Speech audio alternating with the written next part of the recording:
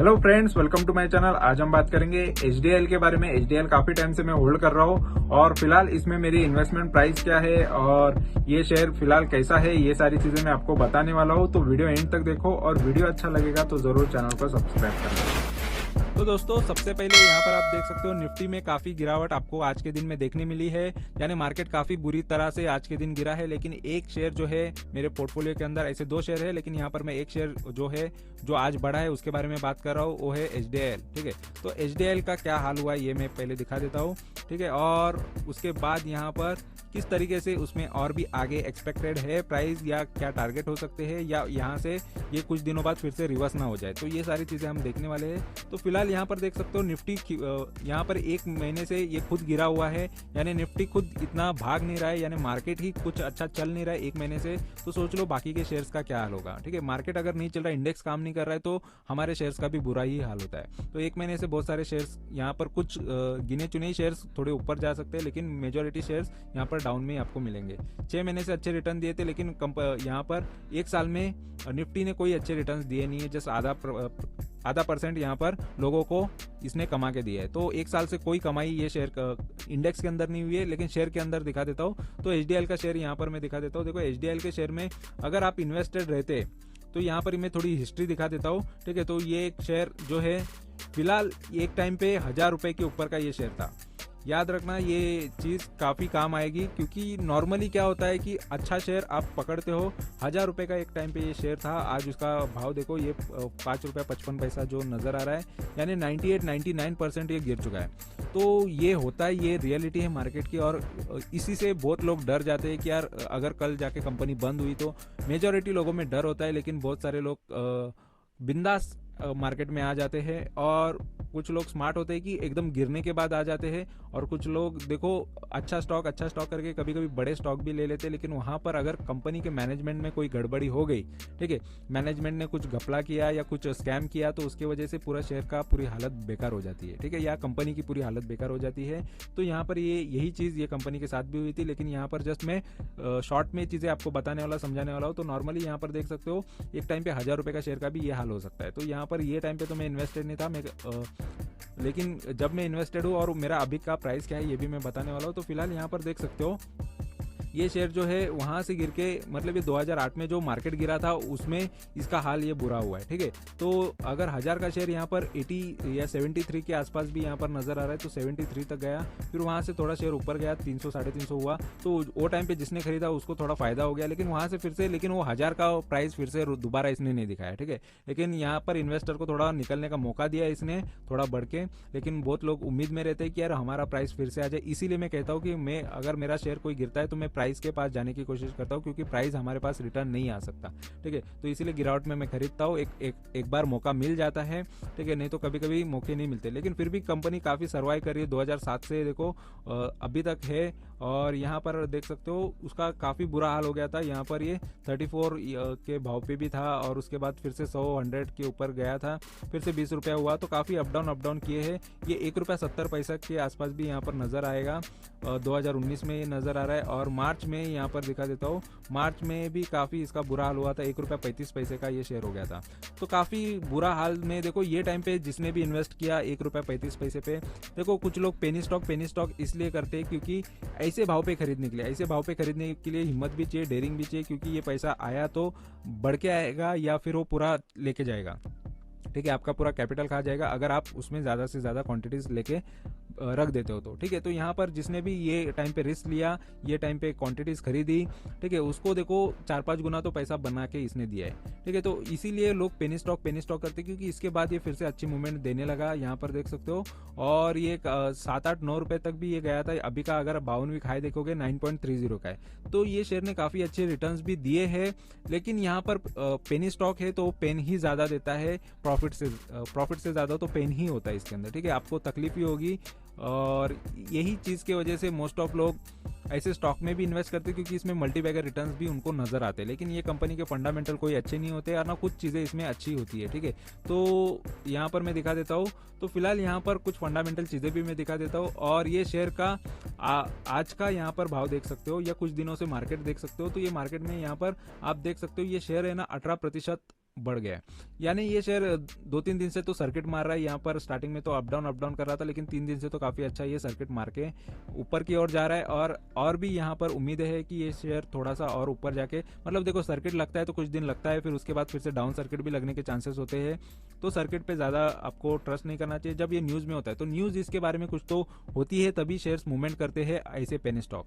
News नहीं होती है तो शेयर्स के मूवमेंट का आपको देखने नहीं मिलेंगे। तो फिलहाल यहाँ पर कुछ न्यूज़ थी, यहाँ पर मैं थोड़ा दिखा देता हूँ। ठीक है, तो यहाँ पर हिंदुस्तान टाइम्स पे आपको ये न्यूज़ नज़र आएगा कि HDL promoter Wadhawan bail plea rejected in PMC bank scam. देखो स्कैम किया है, और वाधवान जो है इसके प्रमोटर है, तो इन्होंने जो स्कैम किया, घोटाला किया है, गड़बड़ की है, ठीक है, फ्रॉड किया है, इस वजह से ये चीज़ें मार्केट में ये शेयर की हालत बुरी कर दी है। ठीक है, और यही वजह से लोगों का काफ़ी पैसा डूब गया है, क्योंकि इन्होंने बैंक को डुबा दिया, और बैंक को डुबाने वाले पर कौन ट्रस्ट करेगा? इन्वेस्टर सोच लो वहाँ से। लेकिन फिर भी कुछ इन्वेस्टमेंट के लिए करके रखते हैं कि ऐसे में मौका मिल जाए कि यहाँ से कुछ कमाने के लिए, जो कमाने के ट्रेडिंग के हिसाब से आते हैं वो यहाँ पर पैसा लगाते हैं, लेकिन लॉन्ग टर्म के लिए इन्वेस्टमेंट करके रखना कोई ज़्यादा पसंद नहीं करता। ठीक है, लेकिन फिर भी किसी किसी को रिस्क लेने की होती है, चाहत तो लेके रखते हैं, रिस्क लेने की कैपेसिटी जिसमें होती है वो लेके रखते हैं बहुत सारे शेयर्स, और देखा जाता है कि जो होगा देखा जाए। और किस्मत बदल गई, अगर समझ लो किसी कंपनी ने इसको टेक ओवर कर लिया है, या कंपनी कोई चलाने लेता है, इसके ऊपर जो कर्जा था, जो कुछ था वो चुका के वो कंपनी अगर ले लेती है, ठीक है, तो उसमें क्या हो जाता है कि ये कंपनी का जो भी बेनिफिट्स है तो ये इन्वेस्टर को मिल जाता है, ये कंपनी के शेयर्स भागने चालू हो जाता है, और बेनिफिट पूरे इन्वेस्टर जो भी ज़्यादा से ज़्यादा क्वांटिटीज लेके रखते हैं उनको बेनिफिट पहुंच जाता है। लेकिन यहाँ पर इसमें काफ़ी ये कम चांसेस होते हैं कि शेयर फिर से रिवर्स जाएगा या काफ़ी अच्छे रिटर्न देगा, लेकिन ज़्यादा से ज़्यादा चांसेस होते हैं कहीं ना कहीं डूब ना जाए। ठीक है, तो पैसे डुबाना नहीं है तो नॉर्मली थोड़ा सा देखो कम रिस्क लो। अगर आपके पास कैपेसिटी है रिस्क लेने के लिए, इतना अगर ऐसे शेयर्स में रिस्क लेना है तो आपके कैपिटल में से 1 या 2% के ही यहाँ पर इन्वेस्टमेंट रही तो सही है। ठीक है, 1-2% का लॉस आप झेल सकते हो, लेकिन उसका हो गया तो काफ़ी अच्छा भी हो सकता है, और होगा बुरा भी होगा तो 1-2% आपके पोर्टफोलियो का चला गया, आप समझ सकते हो। ठीक है, तो पोर्टफोलियो अगर आपका अच्छा हो तो हमेशा थोड़ा मैनेज करके चलना चाहिए। तो फिलहाल इनको बेल रिजेक्ट होने के बाद, यहाँ पर ये रिसेंटली न्यूज़ है, अपडेटेड है, ठीक है, तो बेल रिजेक्ट हुई है इनकी, और यहाँ पर अभी पता नहीं, अगर ये न्यूज़ में था कि इनको बेल मिलेगी या आगे कुछ इनके लिए पॉजिटिव आएगी प्रमोटर के लिए, तो उनको बेल नहीं मिली है कोर्ट की तरफ से। तो यहाँ पर कहीं जाके कल से सर्किट या लोअर सर्किट ना मारना चालू कर दे तो कुछ भी हो सकता है, ये मार्केट है। ठीक है, न्यूज़ के बेस पे ये बढ़ता है, न्यूज़ के बेस पे ही नीचे जाते हैं शेयर्स, या फिर कुछ भी नहीं उसमें न्यूज़ है, कुछ भी हो नहीं रहा है तो वहाँ पर के वहाँ पर ही वही रहेगा शेयर, कुछ उसमें उतार चढ़ाव आपको देखने नहीं मिलेगा। फिलहाल इसके मैं थोड़े फंडामेंटल चीज़ें भी दिखा देता हूँ, जिसमें अगर आप ये शेयर में इन्वेस्टेड हो तो आपको तो वो चीज़ें देखनी ज़रूरी है कि शेयर अच्छा है बुरा है, उसके फंडामेंटल से आपको पता चलेगा। देखो 262 करोड़ की कंपनी रह गई है, एक टाइम पे ये हज़ारों करोड़ों में इसका मार्केट कैप हो सकता है, अगर वो टाइम पे अगर किसी ने इसको एनालाइज किया है या किसी ने देखा है तो। ठीक है, तो फिलहाल यहाँ पर एक टाइम पे काफ़ी अच्छे इसके मार्केट कैप, इतना मार्केट कैप रह गया, मतलब काफ़ी अच्छे मार्केट कैप से ये नीचे उतर के आया है। ठीक है, और यहाँ पर देखोगे इसका आरओसी और ये चीज़ें तो आपको खराब ही नहीं, नेगेटिव ही नज़र आएगी, ईपीएस भी नेगेटिव नज़र आएगा। ठीक है, और यहाँ पर मैं कुछ दिखा देता हूँ। यहाँ पर देखो पॉजिटिव तो इसमें एक भी चीज़ बताई हुई नहीं, लेकिन नेगेटिव बहुत सारी चीज़ें बताई है। और यहाँ पर देखोगे, देखो डीएलएफ भी इसके साथ ही कंपनी है, टॉप पे कंपनी आती है ये। ठीक है, इसी के सेक्टर की ये कंपनी है, सबसे सस्ता इसका ही है, शेयर प्राइस भी है और मार्केट कैप भी यही है।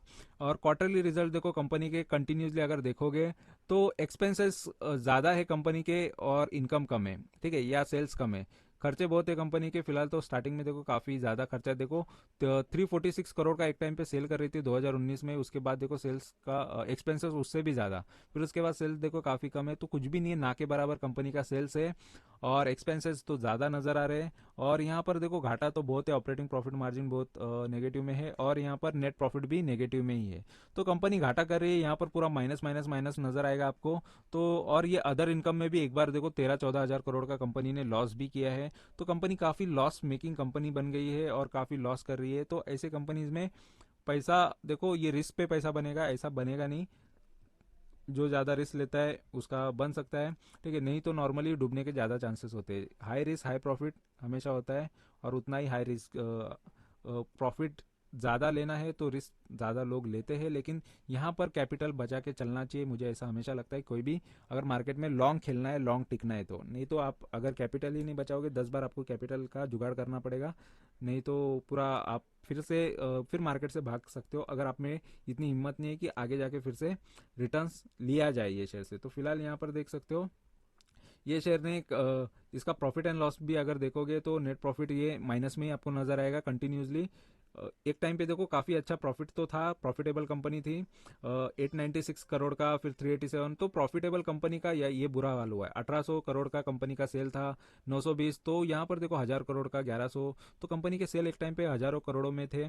तो लेकिन यहाँ पर अभी फिलहाल कंपनी का कोई अच्छा यहाँ पर बेनिफिट आपको नजर नहीं आएगा। ऑपरेटिंग प्रॉफिट मार्जिन भी काफी अच्छा मिलता था कंपनी को, लेकिन देखो किसी भी कंपनी का कुछ भी हो सकता है अगर उसमें कोई गड़बड़ी हो गई तो इतना तो आपको पता होना चाहिए, नहीं तो बोलोगे कि यार ऐसा नहीं होता, लेकिन मार्केट में ये चीजें होती है। ये मैंने खुद भी एक्सपीरियंस किया है, मेरे पास भी काफी अच्छे अच्छे शेयर्स थे और मैंने उसके बारे में भी वीडियो डाला है, और ये भी उनमें से ही है, लेकिन इसमें मेरा लॉस कम नजर आएगा। ठीक है, तो यहाँ पर मैं मेरा इन्वेस्टमेंट प्राइस भी दिखा दूंगा और मेरा लॉस या क्या रिटर्न्स कितने चल रहे हैं ये भी मैं आपको दिखा दूंगा। ठीक है, तो और ये स्टॉक का सीएजीआर देखो 10 साल से ये 26% सालाना गिरावट दिखा रहा है, तो ये स्टॉक के सीएजीआर भी काफी खराब है। बैलेंस शीट भी देख लो, बैलेंस शीट भी आप देखोगे तो शेयर कैपिटल और ये सारी चीजें, तो रिजर्व तो ऑलरेडी माइनस में चल रहा है, रिजर्व में तो कुछ भी नहीं है, माइनस में चल रहा है। और बोरोविंग देखो 2400 करोड़ के ऊपर की है, 2500 करोड़ की कंपनी पे बोरोविंग है, कर्जा है।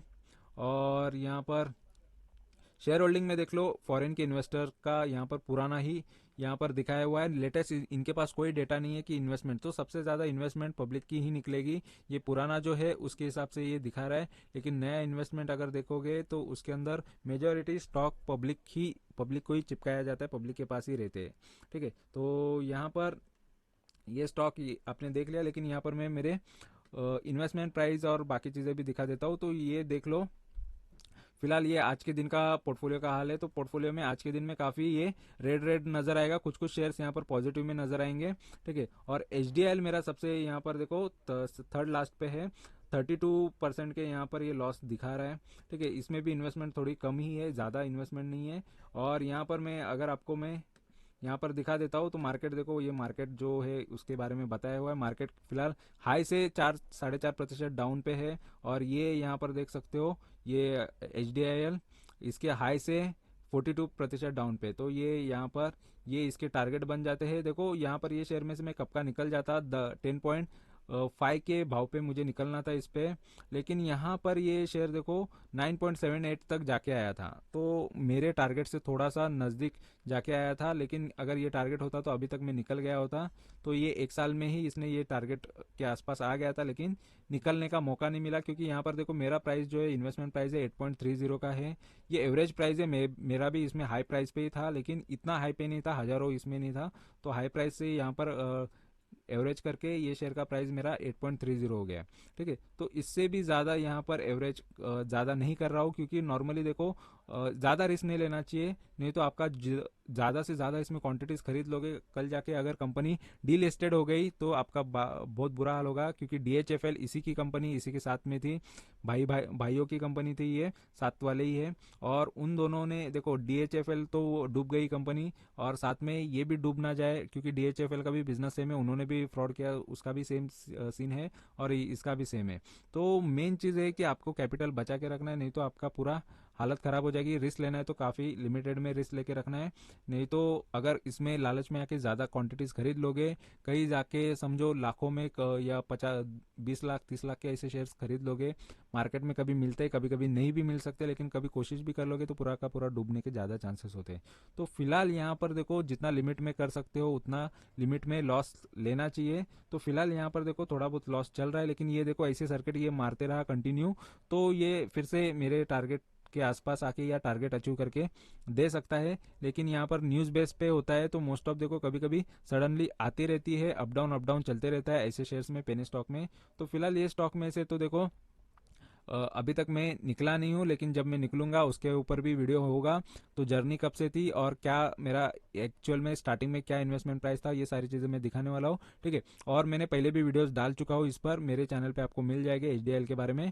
तो यहाँ पर ये थर्ड या फोर्थ वीडियो हो सकता है। तो यहाँ पर ये इसमें से देखो और मूवमेंट कितनी आ सकती है, लगभग 80% की मूवमेंट यहाँ से एक्सपेक्टेड है फिलहाल मेरे टारगेट आने के लिए, ठीक है। तो नॉर्मली अगर 10 रुपया इसको पहुंचना है तो इसको और 80% भागना पड़ेगा। देखो दिख रहा है 32% गिरावट, लेकिन भागना है इसको 80%। तो यही होता है, गिरता है कम, दिखता कम है, लेकिन उसको परफॉर्म ज़्यादा करना पड़ता है।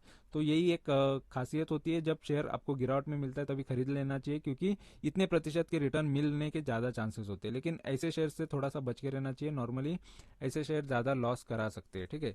तो फिलहाल जितना रिस्क लेना है आप ले सकते हो, लेकिन आपकी कैपिटल के हिसाब से लो, ठीक है। तो इन्फॉर्मेशन अच्छी लगी है, वीडियो अच्छा लगा है तो ज़रूर चैनल को सब्सक्राइब करो, लाइक करो, कमेंट करो, दोस्तों के साथ शेयर करो। Thank you very much for watching my video. Thank you, bye bye.